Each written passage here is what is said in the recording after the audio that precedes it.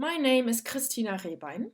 I'm working at the German Civil Society Coalition on Debt and Development, and in this lecture, we want to learn about issues related to the COVID-19 health pandemic and the sovereign debt situation of developing countries. Why is it important to talk about the connection between those two issues, one a health crisis, the other a macroeconomic issue?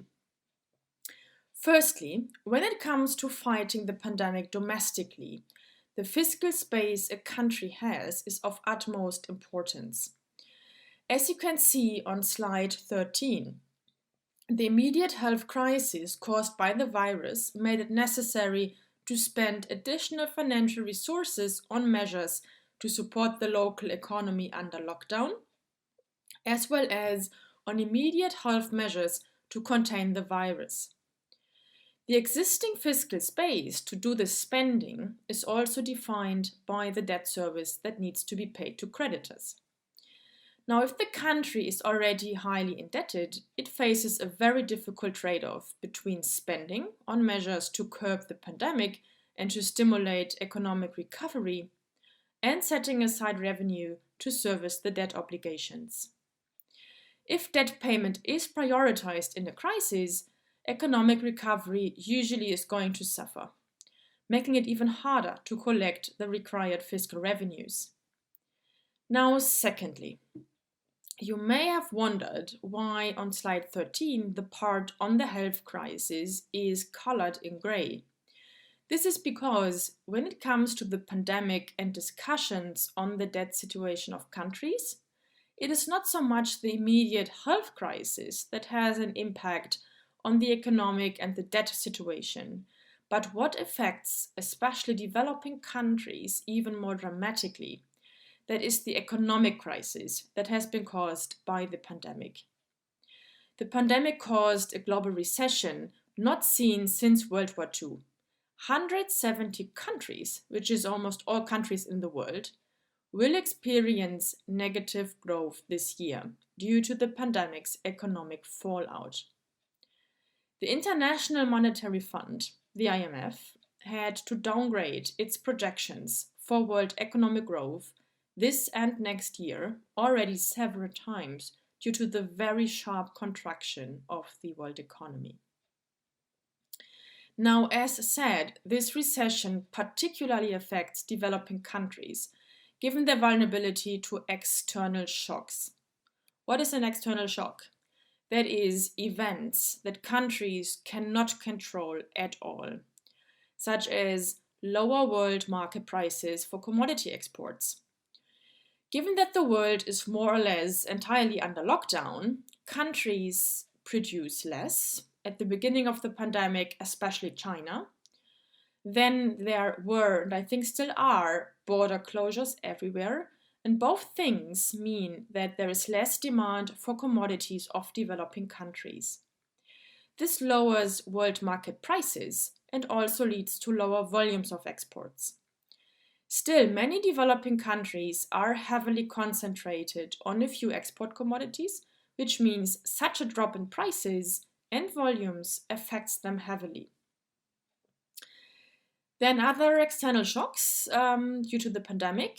One is, for instance, the dramatic slump in tourism, and there are many countries that do depend on tourism, some countries even heavily, so that they kind of lost all their revenue when all the borders closed, when flights were cancelled, when tourists, just because of lockdowns, did not leave their home country. Another shock is lower remittances flows, given that migrant workers lose their jobs and cannot send money back home. Now, where is the link to the debt situation of a country? There are two links. The first is that the pandemic's economic fallout leads to the economy to shrink. If an economy shrinks, it makes debt less sustainable. Debt is not a problem in its absolute amounts. If a country has $1 million or $1 billion of debt, it says absolutely nothing whether this debt is sustainable or not, whether the country can carry this debt or not. To understand whether the million or the billion of debt is sustainable or not, you relate debt to the country's economic capacity. Indicators that can tell something about debt sustainability are, for instance, debt in relation to GDP, or debt in relation to exports, or debt service in relation to revenues. Now, if for example, the GDP, which is the denominator in our equation, if GDP drops and debt as the other part of the equation does not drop in the same way, the relation between both numbers gets worse.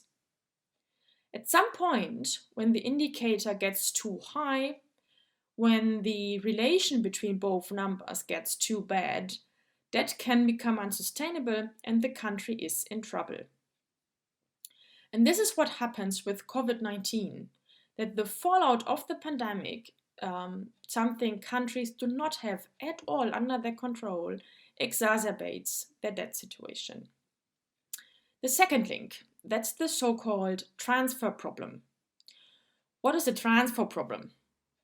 While almost all of a government's revenues are collected in local currency, its debt obligations are in foreign currency, such as dollars or euros. That means countries need to own foreign currency to repay their debt. They get foreign currency through their exports, through new external borrowing, through remittances, and through other ways. Now, given the described economic consequences of the pandemic, again, exports and tourism, which is part of exports, contracting sharply, but also there was a dry up of external finance, such as new loans from the financial markets being much more expensive now for developing countries. So what we do see is that foreign currency, the US dollars and the euros, they become very limited, very scarce during a global economic crisis, such as the current one. This makes the debt situation much worse. This can mean that countries, desperate to repay their debt falling due, that they accept very unfavorable borrowing terms, or it can even lead to a sovereign debt default. That means that the transfer problem that always exists, because you always need foreign currency to repay your foreign debt, that this becomes even more problematic in an economic crisis like the current one.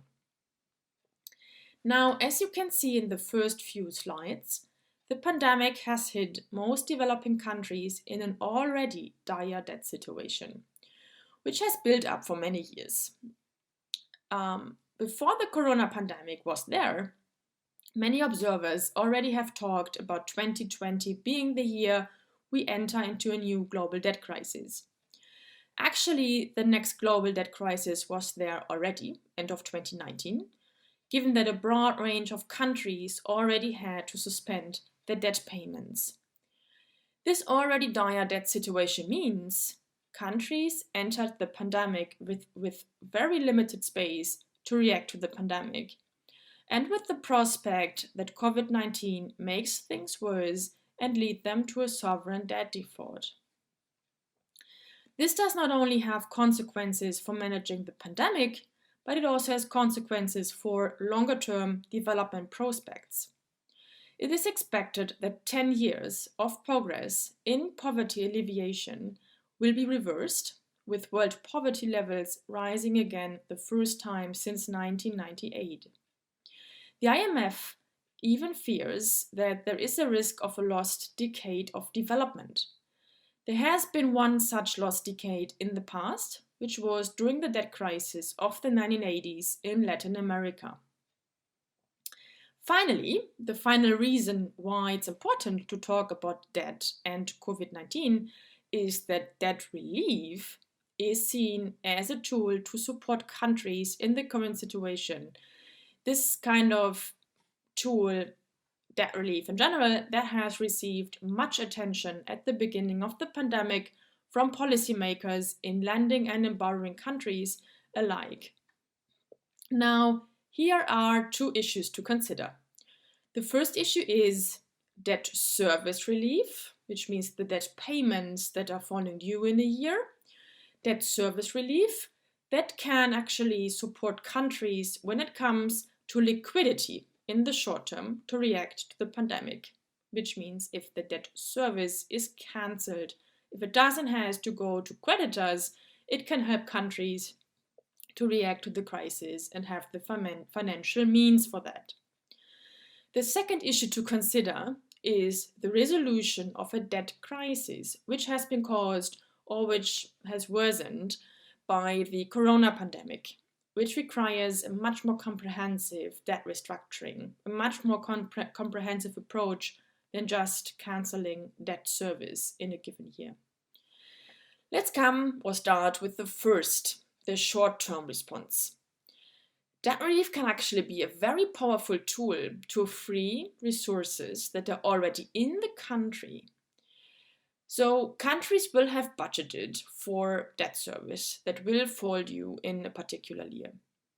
Now, suspending or cancelling this debt service means this money does not have to leave the country, but it can be invested otherwise, and it's there very quickly.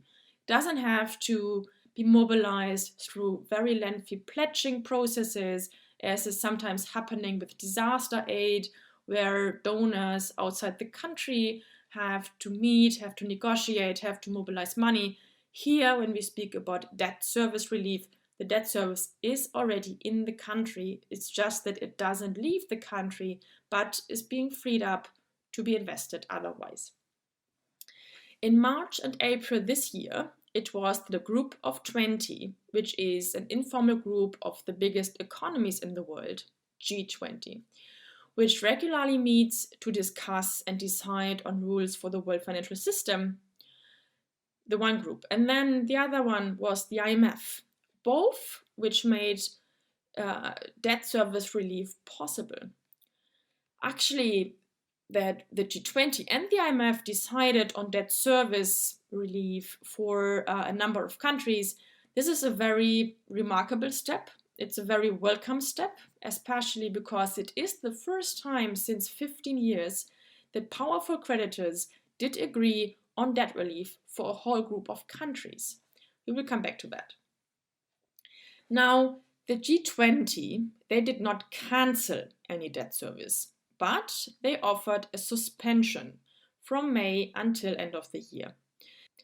This means the countries that were offered the suspension, they later have to repay the debt service. On the positive side, countries now have breathing space. On the negative side, they have to repay it in 2 years. And actually, given current projections and the complete uncertainty around recovery, it is highly unlikely that countries will in fact be able to just resume their debt service. Other problems with the measures are the choice of countries. Both IMF and G20 choose the beneficiaries according to income, means those with the lowest per capita income and which therefore are the cheapest, they receive debt relief. No other country. To date, only 43 countries said yes to the initiative of the G20, which is around 60% of the beneficiary countries. They've offered it to 73 countries, and as said, 43 countries said yes. Some countries said no, because it just didn't make any sense to them. So it would have been much more logical to offer this initiative to just all developing countries, and like that include those that really need those debt relief measures, thus where debt is high, and the relief therefore is a real contribution, and then those that are really heavily hit by the pandemic and its fallout. Right now, there are countries that really burn, that are really heavily affected and really highly indebted, and they don't have access to such much needed relief measures. Actually, they have no access at all. Then, a very big issue, especially in the G20 initiative, is private creditors. If you have a look at the slide 4, you will see that private creditors have a large share of the debt of developing countries. In fact, debt service to private creditors is a much larger share than the debt service to official G20 members. Now, private creditors do not participate in the debt relief measures. They neither suspend nor cancel any debt service. Everyone, the G20, the IMF, the World Bank, the United Nations, everyone called on private creditors to participate voluntarily. But till to date, they haven't suspended any debt dollar. They actually insist on getting their money back. This actually means that there is a risk that resources that become free through the G20 initiative, they won't go into health systems as intended, but they will go into repaying the debt to private creditors. Another similar holdout creditor is the World Bank. They are not such a big creditor, but of course, countries are also indebted to the World Bank and other multilateral institutions. The World Bank is very vocal about countries being in need of true debt cancellation, in need of debt restructuring. So, however, they do not participate in any of the efforts, not in the suspension, not in the cancellation. Now, the United Nations estimated that developing countries will need a minimum of 2.5 trillion US dollars in response to this crisis, and that 1 trillion US dollars should come from debt cancellation. So far, the only debt relief we have got is 5.5 billion US dollar. This is extraordinarily weak, given that everyone speaks about the crisis of the century, the crisis like no other. So what we can see here, that is the problem of coordinating different groups of creditors, which is a long-standing problem in sovereign debt crisis management. This is the reason that there's no mechanism, nothing to actually coordinate different creditor groups, different creditor interests. This is the reason why so many debt crises in the past lasted so long, with a very heavy toll on debtor countries. When a debt is unsustainable, it is actually the total debt which is unsustainable. It is not the World Bank debt, it is not the G20 debt or the bondholder debt which is unsustainable. It is the debt which is unsustainable. So that means to find a solution, you need everyone to participate in order to ensure fairness, right? It is simply unfair if there are some creditors canceling debt and others do not, right? And then benefit from the sacrifices of the others. So to ensure an efficient outcome, which really leads to a sustainable solution, you need a mechanism to coordinate creditors. Now, this is the other problem with the current debt relief measures that were agreed to fight the pandemic. Finally, those measures, they are concerned with supporting short-term liquidity discussions, which is fine. However, they do not concern the longer-term systemic solution to the principal debt sustainability problem of countries. So, such measures to address debt sustainability, those are not at all being discussed by the G20 or the IMF. Now, in the last 40 years, there have been several attempts to establish something like an international sovereign insolvency mechanism in order to ensure an orderly solution to debt crises. The last attempt has been there 2014, when the developing country group in the United Nations tried to initiate a process to establish a multilateral legal framework for sovereign debt restructuring processes. It was actually the rich countries that blocked this process. Now, even before the COVID-19 pandemic, actors re-established the call to revamp this discussion, given the looming next debt crisis in the global south. Even the IMF said in a paper in February 2020 that the current financial architecture is not fit for purpose to resolve the coming debt crises. And then came COVID-19. So what next? There are growing calls from a whole range of actors from all over the world that real debt cancellation is needed urgently in order to ensure that countries won't be locked in a debt trap and have the means to fight the pandemic. On the slide 27, you can see some of those calls and actors. However, it is not only developing countries that request much bolder action.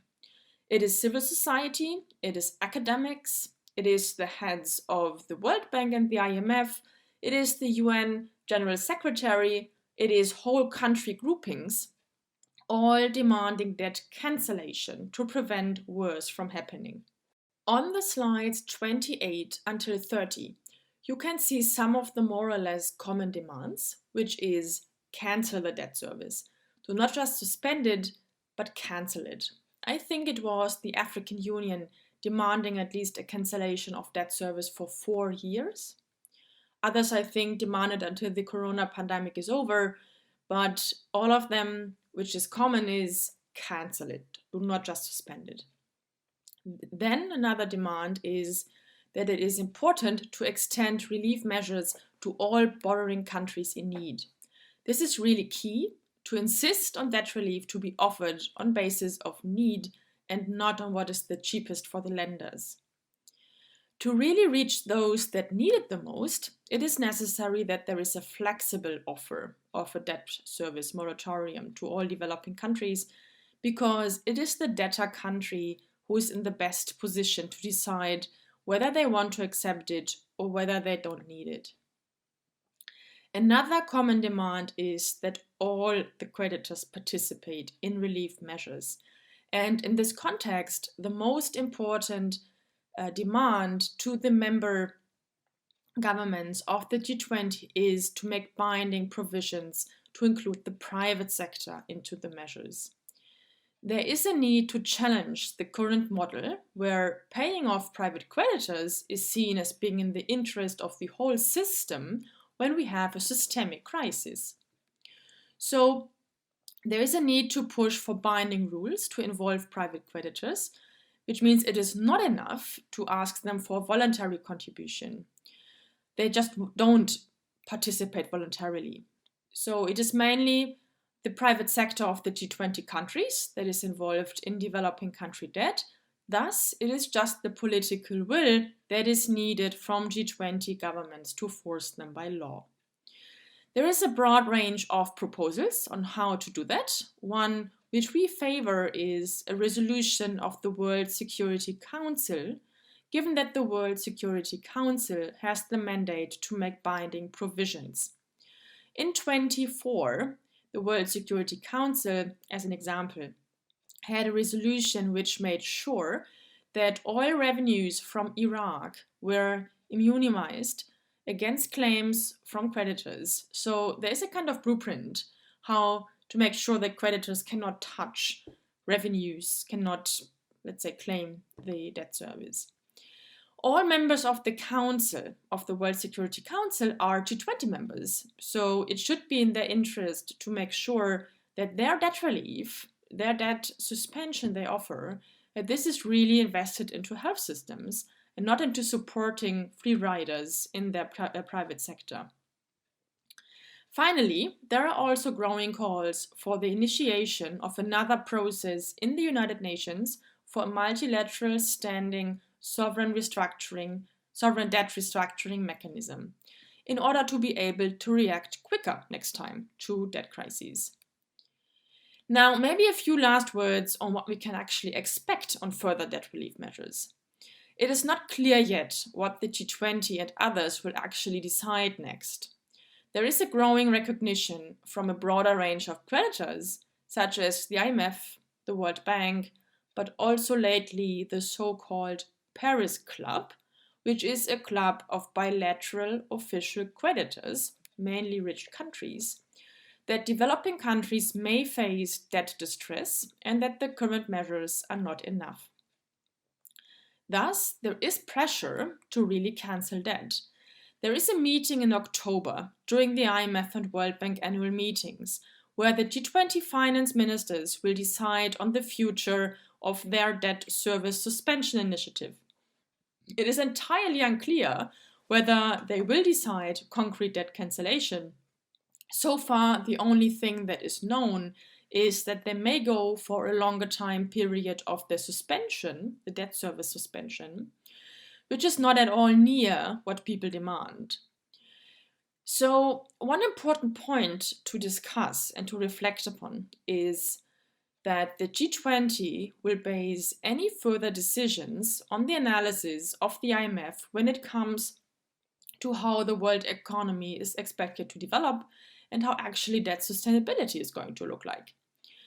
This is also a kind of condition of the G20 initiative, the debt service suspension initiative, that the IMF uses the time of the debt service moratorium to re-evaluate the debt sustainability of countries in order to inform the decision-making of the G20 for future measures. And there is something really striking. On the one hand, the IMF is quite vocal, right, as mentioned before, saying that current measures are not enough, that debt relief might be needed, that countries are going to have a lost decade if there is no action taken, etc. But when it comes to the concrete analysis, then they actually kind of act the opposite. Slides 23 until 26 describe the way the IMF sees the world, right? And while the IMF projects quite an economic contraction in 2020, what is important is to look at the projections for 2021. When we talk about future debt relief, then of course, right, the future should look bad somehow, right? Because if it's not bad, why do we need debt relief? Now, when we have a look at the projections of economic growth in 2021, what we see is that the IMF assumes a super quick economic recovery. And we do not just talk about recovery, we talk about an assumption of overcompensating growth. Of course, no one can look into the future and no one can exactly know what is going to happen.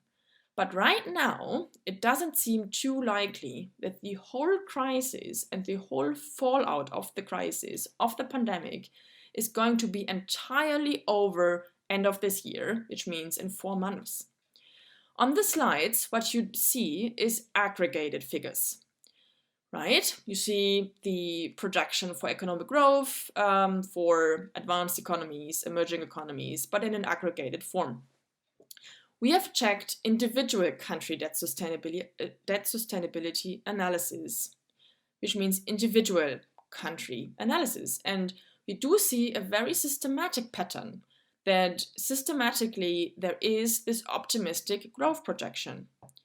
Now, the big problem with that is that although no one really knows the future, political decisions today are based on such projections. Now, if the projections stay, well, there's really high growth next year.